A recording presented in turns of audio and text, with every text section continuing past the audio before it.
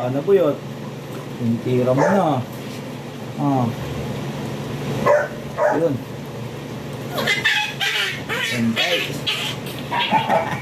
Dax talaga po talaga to si Gen B.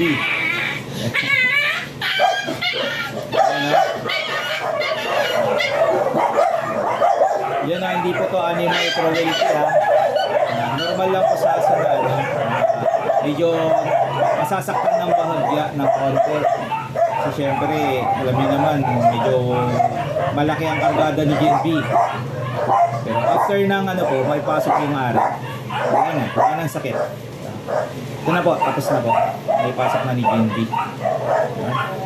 Load. Alright. Nabad, ikot mo na.